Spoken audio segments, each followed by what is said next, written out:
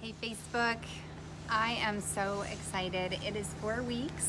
I just posted, I started with like, oh, I'm gonna just do one little story or a couple little things, and then like it turned into this, I don't know, story journal. But I am so excited because I feel so good. I feel so stinking good. Like, I can't tell you as an adult that I have ever felt so good in my gut health. It has been 4 weeks now. I'll be going on week 5 on Monday since I started Dr. Pompa's SIBO. I keep wanting to say SIBO. I don't know, SIBO protocol. So literally, you know what, I need to, okay, there we go. My privacy was all weird today. So, hey Nancy. So I have, I'm almost on week 5. This week I added some low FODMAP foods, and mainly I stuck to greens and proteins. So if you guys haven't been following me, you can look at, just in the search bar, put Tracy's Got Guts, my SIBO healing journey, and all of my lives should be able to come up. I'm loading them to my YouTube page. If you're not, I just really started that, so I'm learning all these things, but learning about YouTube. So my YouTube is Mosaic Fitness and Nutrition. And I've been loading all my videos there too to make it easier to kind of send people to, so that they can kind of follow what I did. But if you check out my story on Facebook or my story on Instagram, I kind of took you guys through kind of a quick little synopsis of what it looked like. And but I can't believe how good I feel. Like, I don't think I have felt this good since I was probably 17 years old. Really pays attention unless you have major issues, and I really never did. I never did as a kid and never did as a teenager. I had mono when I was 17 and got my wisdom teeth out 3 months later, and about a year after that had my had food poisoning. And it was really the only time in my life I've ever had food poisoning. And about 6 months after that, I had all these weird gut symptoms, and it just continued. It started with beer, and then it went to fast food, soda, fried food, all the things. And at first I was like, cool, you know, like, I mean, even though I was young, and it was a little frustrating because everybody that age eats whatever they want and I couldn't, but I also felt like, well, that's good. You know, I was a runner, I was athletic, I liked looking good, so it wasn't that big of a deal to me to eat healthy. But it was when I would start eating things like pasta would bother me, or milk and dairy. And so little by little, I slowly got rid of those foods and went all organic. And still my inflammation didn't go away. And then I had my appendix out, you know, when I think I was 29, almost 30, when I had my appendix out. And then 10 years after that, I get colorectal cancer. So when I would talk to doctors about this, God, I would be so frustrated because I'd go in the ER and my stomach would be so bloated and I'd be in so much pain, and they'd be like, well, it's IBS, we don't really know what to tell you, like, we don't really know why that happens, and they just didn't know. Like, you know, I kind of poke fun about it, but it was just as frustrating probably for the medical community as it was for me as a patient, because I'd gone to a couple different GIs, and then I had managed all my symptoms as best as I could. In my 30s, I did the food sensitivity testing, and you know, I did a live on all the different tests that I did, and nobody had an answer. And when I had my appendix out, I remember asking, you know, could this be a cause? No. Well, yeah, you know. And then when I had cancer, I was like, does this have anything to do with IBS? I'm always inflamed, and oh no, you know.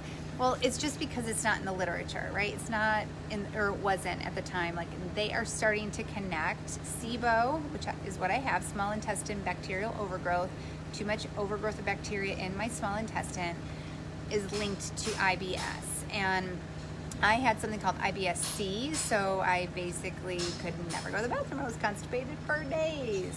And, you know, I would like run myself into the bathroom. Like, if I would over-exercise, sometimes it would help me go. But how annoying is that? Like, I have to I mean, I love to exercise, like, was my obsession. But who wants to feel like they have to over-exercise, you know, just to go to the bathroom? And that's just where I lived. I would do that. I did peppermint tea. I would take a hot bath. I would like use a hot water bottle. I mean, it was just awful. And I think as when I was working at the Frisco Senior Center, I would notice, you know, a lot of people would have gut health issues, and I could totally relate to them.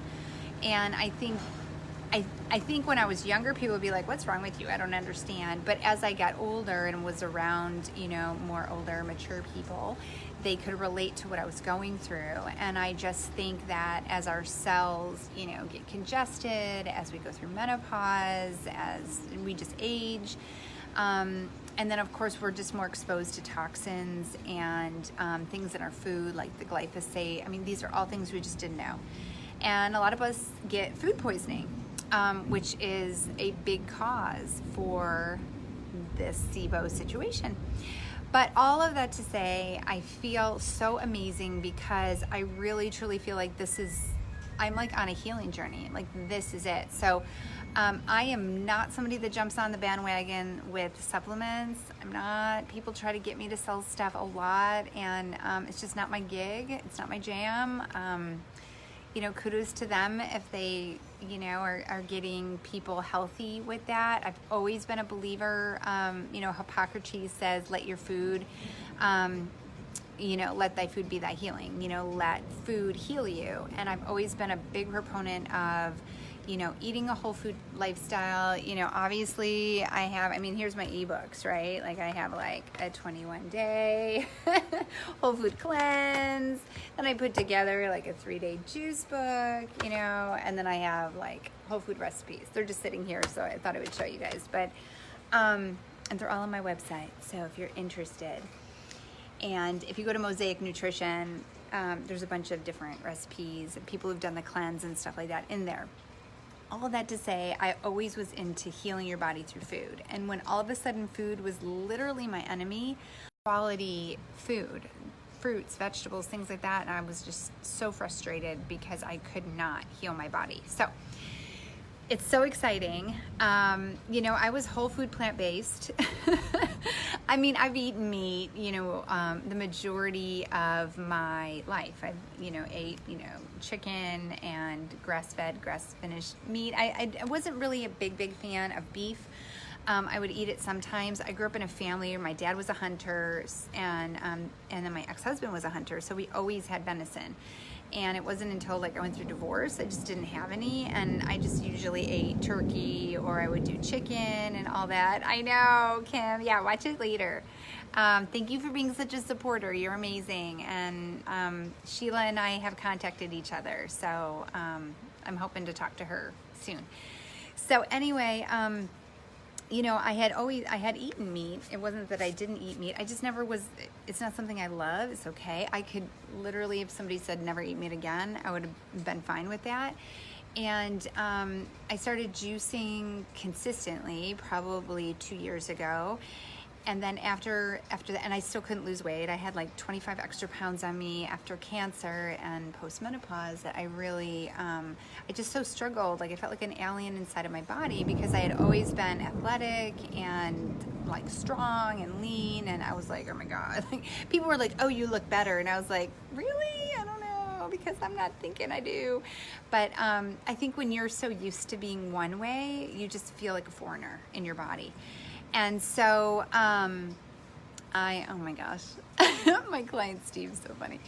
So, what was I even saying? Now I forget. But I was always, after I started juicing, and then I started increasing my healthy fats, that seemed to be what I needed. I needed a kind of a shift for a little bit. And after that, it seemed like I still had this inflammation. So I was diagnosed with SIBO then in November, and it's been like, what do I do now? So literally you just feel like you get to the point where you're like, okay, I guess I'm not supposed to eat anything because everything bothers me. So it's just been really cool to, you know, I went from being basically whole food plant-based, and for 2 weeks I did a strategy of the carnivore diet. I mean, I was like, oh my gosh, I just literally was like, how am I even gonna do this? You know, it was like eggs and meat for 2 weeks. I couldn't believe how clear I felt. And obviously it's not a lifestyle, it's just a strategy that Dr. Pompa uses. If you don't follow him, follow him. He's an autoimmune expert. He's amazing. And he had a mercury poisoning, and that's what made him so ill. And then he ended up healing his body for about, I guess it took him about 3 years. He's a chiropractor. So I follow him. I've done water fasting with him. He's incredible. So if you guys don't follow him and you know people with autoimmune issues, or you know people with gut issues, like, go to his page right now and like him, Dr. Daniel Pompa. So he was the one that had this protocol, and I was like, all right, I'm gonna do this. Like, I'm a pretty disciplined person. I was like, eat the meat, Tracy, eat the eggs. I think I ate every type of egg I could possibly think of making that I knew. That wasn't too complicated because I'm all about convenience. So yeah, I did that, and then I water fasted. So I'm going to do a water fast every month for at least the next 6 months, 3 to 5 days. Sometimes I may just do 3. It just kind of is going to depend. But you know, that promotes the growth of stem cells, and, you know, having the issues that I've had, I just want to promote as much stem cell growth as I possibly could. And then this week I've done greens and proteins. So a lot of, you know, like I had like a salad before. So just like, I have all this stuff going on in my house right now. So I have like no kitchen or refrigerator. So it's killing me because I have to eat out, but whatever, it is what it is. You can find healthy foods anywhere, I'm telling you, except for barbecue. Barbecue places are really hard, I'm just gonna say.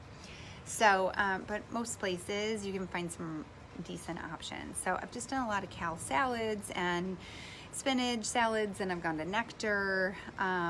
So, you know, stuff like that, whatever. My kids are like, yes, let's do this forever. I bet this is cheaper, Mom. I was like, probably not. So anyway, yeah, so greens and proteins. And then next week, I'm going to start adding some root vegetables that are on the low FODMAP diet. So the goal is, hi, Carrie. Mwah. I love you. Girl, you need to do this too. Like, I know you got like multiple things going on. But I really think that this could maybe just help you feel a little bit better. I don't know. It's worth giving it a shot, right?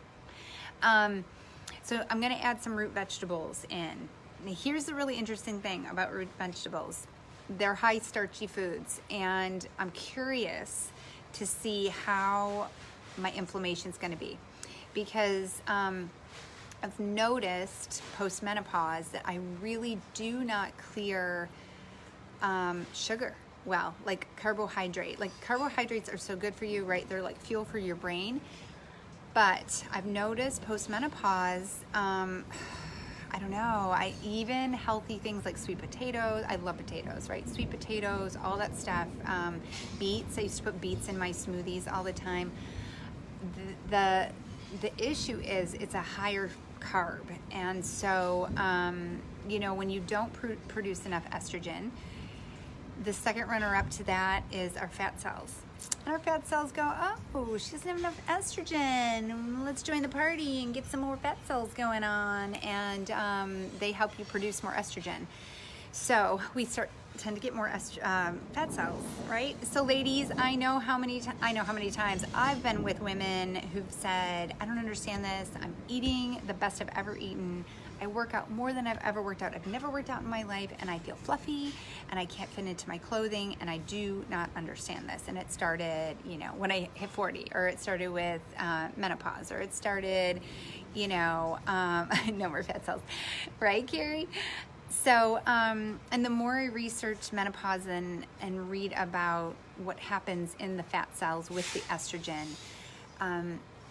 the more it makes sense to me that my body just doesn't seem to always do well with starchy foods. So it's not that I sit here and eat cake, although I like cake, and I like brownies and cookies and cupcakes. And like, I haven't had any of that in like a long time. So it sounds so yummy, but I can tell that my body feels different when I eat it. So let's just set that aside, and let's say it's not even dessert, right? It's just things like sweet potatoes, or, you know, roasted potatoes, or you have beets or beans or whatever, carrots, all of the foods that are maybe still on the low FODMAP diet for those of us that have SIBO, but are starchy. They're just starchier in nature. Green vegetables are not starchy. So I tend to tolerate that better. So I don't know if it has to do with that I went through chemo, and so I have, you know, probably some issues with my liver and just my body's blood work post-cancer was like out of control, high LDL, high A1C. Once I changed my diet and eliminated a lot of the starchy vegetables and my fruits, I stuck to things like berries and green apples, like the lower glycemic fruits, I did better. Now, I did that for about 6 months, and then I started doing my cleanse again. And again, back then, my belly inflammation didn't go down, but I was able to tolerate that. I never gained weight back or anything, but I did feel inflamed. So, you know, I'm not sure if it's the SIBO or if it's the menopause. So I guess stand by for that, because I'm going to see next week when I add starchy vegetables back into my diet how I do. So if I do okay, I'm going to keep with it. If I don't do okay, then it's just going to be something I have to limit, not eliminate, but limit, I guess I would say. So, you know, I think, ladies, this is where we have to change things, and we have to, you know, make a point to, what's that? We can just put it down at the bottom. That'd be great. Yeah, I don't, like at the bottom of the street. No, I'm getting my kitchen done, so the guy's asking me what to do with that stuff. Oh my gosh. All the way at the bottom where like the garbage goes. I think he speaks Spanish. Yeah, okay. All right, guys, I guess I gotta go. I have to go because I don't speak Spanish, and I have to show him where to put the tile stuff. Oh my gosh, this is so crazy. All right, you guys have a good day.